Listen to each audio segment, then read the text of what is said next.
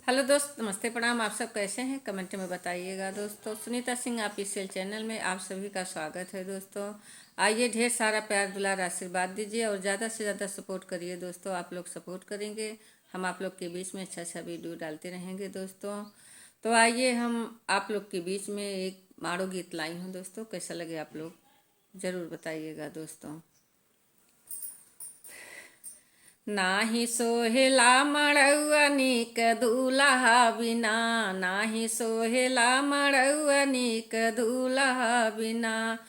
दूल्हा बिना हो सखी बलहा बिना, नाही सोहेला मड़ौआ नीक दूल्हा बिना।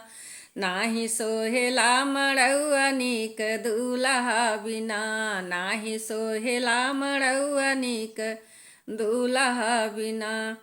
रान परोसिन ताना मारे फुसुर फुसुर बतलाए, फुसुर फुसुर बतलाए सखी फुसुर फुसुर बतलाए। जवन दमाद फलाने खोजे अगुआ देहस फसाए। ओ जवन दमाद फलाने खोजे अगुआ देहस फसाए। लागे आन के बछरुआ हो पगहा बिना, लागे आन के बछरुआ हो पगहा बिना। लागे आन के बछरुआ हो पगहा बिना। नाही सोहेला मड़ौआ नीक दूल्हा बिना, नीक दूल्हा बिना हो सखी बलहा बिना। नाही सोहेला मड़ौआ नीक दूल्हा बिना, नाही सोहेला मड़ौआ नीक दूल्हा बिना। दूल्हा बिना हो सखी बलहा बिना, नाही सोहेला मड़ौआ नीक दूल्हा बिना। घड़ी अंगूठी सिकड़ी चाहे गाड़ी फोर व्हीलर हो, घड़ी अंगूठी सिकड़ी चाही घड़ी अंगूठी सिकड़ी चाही गाड़ी फोर व्हीलर हो, गाड़ी फोर व्हीलर हो। उनके घरे भरे में देखा कपड़ा में रेंगत चिल्लर हो, उनके घरे भरे में देखा कपड़ा में रेंगत चिल्लर हो।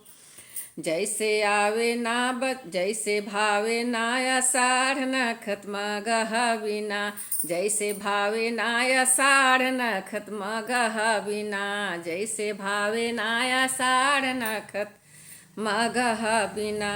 नाही सोहेला मड़ौआ नीक दूल्हा बिना, नाही सोहेला मड़ौआ नीक दूल्हा बिना।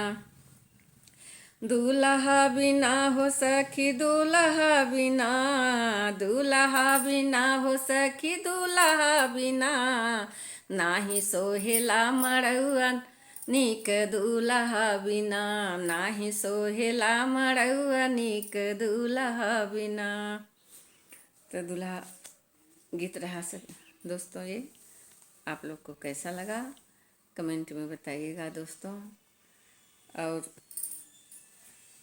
तब तक के लिए दोस्तों बाय बाय। फिर मिलूंगी नेक्स्ट वीडियो में दोस्तों। Bye by.